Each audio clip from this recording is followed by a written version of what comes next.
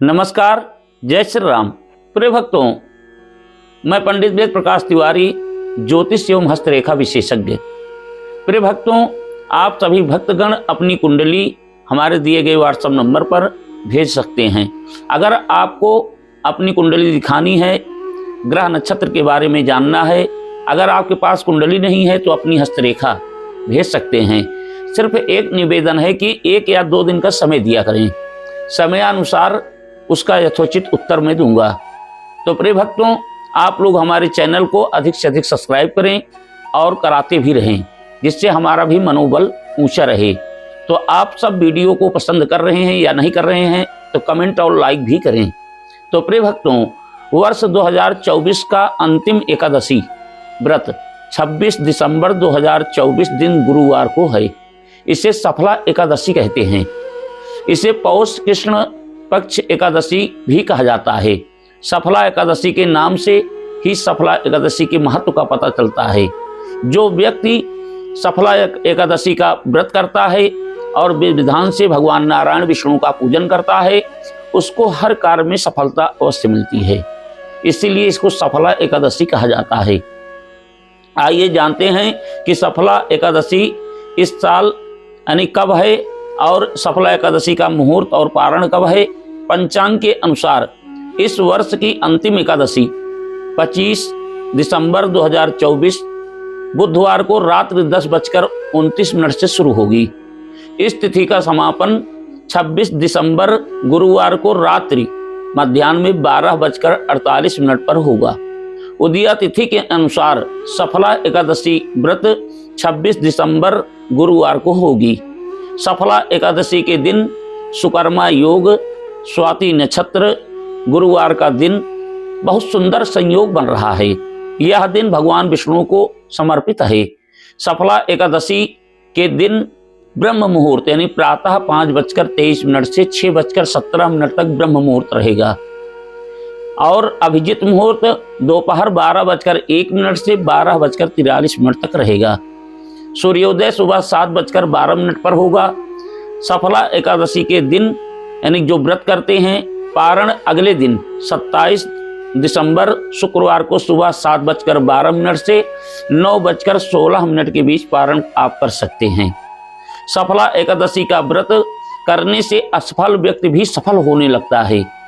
अब आइए जानते हैं कि सफला एकादशी के दिन क्या करना चाहिए और क्या नहीं करना चाहिए।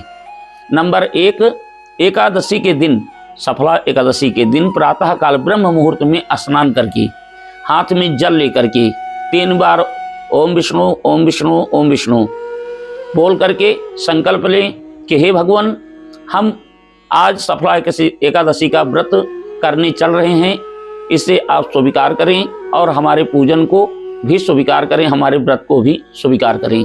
ऐसा कह करके जल को अर्पण कर देना चाहिए नारायण के नाम से। तो बिना संकल्प लिए कोई व्रत नहीं करना चाहिए।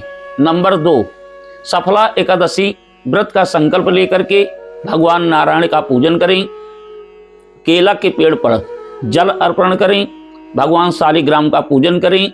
अगर आपके पास शालिग्राम भगवान नहीं है तो भगवान अगर लड्डू गोपाल जी हैं तो लड्डू गोपाल का भी पूजन आप कर सकते हैं। बढ़िया पंचामृत से स्नान करावें, जल से स्नान करावें। उसके बाद बढ़िया केसर का चंदन लगाएं, पीला चंदन लगाएं, धूप दीप नैवेद्य भोग लगाएं। मेवा और मिश्री का भोग लगाना चाहिए। दही का भी भोग आप लगा सकते हैं। तो इस प्रकार भगवान नारायण का पूजन करना चाहिए। नंबर 3, शाम को तुलसी माता के समक्ष घी का दीपक जलाना चाहिए। नंबर 4, ओम नमो भगवते वासुदेवाय का जप करना चाहिए। अगर माला है तो ठीक है, तुलसी का माला। अगर तुलसी का माला नहीं है तो ऐसे भी मन में आप ओम नमो भगवते वासुदेवाय का जप कर सकते हैं। नंबर 5, एकादशी के दिन तुलसी माता के पेड़ पर जल नहीं चढ़ाना चाहिए। नंबर 6, सफला एकादशी के दिन नारायण को पीला वस्त्र, पीला फल, पीला मिष्ठान जरूर अर्पण करें और भोग लगाएं। शाम को घी का दीपक जलावें। आरती ओम जय जगदीश हरे की आरती पूरे परिवार के साथ करें। भगवान के समक्ष कीर्तन भजन भी करना चाहिए। नंबर 7, सफला एकादशी के दिन व्रती को दूध, दही, फल, नारियल, बादाम, आलू सेंधा नमक आदि चीज़ों का हल्का फलाहार एक टाइम लेना चाहिए। अगर आप व्रत हैं तो एक टाइम, चाहे आप दिन में ले लें चाहे सायं को आरती के बाद, हल्का फलाहार करना चाहिए। नंबर 8, सफला एकादशी के दिन गुड़ का दान अवश्य करना चाहिए। ब्राह्मण या गरीब व्यक्ति को गर्म कपड़े, ऊनी वस्त्र इत्यादि का दान करना चाहिए। सफ़ेद तिल से बने तिलवा, तिल का यानी तिल के लड्डू का भी दान करना चाहिए। जिस व्यक्ति के बृहस्पति अरिष्ट भाव में है तो सफला एकादशी बृहस्पतिवार के दिन ही पड़ रहा है, तो इस दिन भगवान नारायण केला के पेड़ पर जल चढ़ावें और यानी कि गरीब व्यक्ति या ब्राह्मण को पीला फल, पीला वस्त्र, दक्षिणा के दान साथ अवश्य दान करें। तो बृहस्पति जो अरिष्ट भाव में है वो बृहस्पति प्रसन्न हो जाएंगे। नंबर 9, पारण के दिन पारण करने के बाद ब्राह्मण को भोजन अवश्य कराना चाहिए। अगर भोजन नहीं करा पा रहे हैं तो अन्नदान, पूरा एक भोजन सामग्री का सामग्री ब्राह्मण पुरोहित को अवश्य देना चाहिए। तो इस प्रकार सफला एकादशी का व्रत सभी भक्तगण कर सकते हैं, करना भी चाहिए। और अगर जो असफल व्यक्ति है उनको तो अवश्य सफला एकादशी का व्रत करना चाहिए। तो आप सभी भक्तगणों को सफला एकादशी की हार्दिक शुभकामनाएं।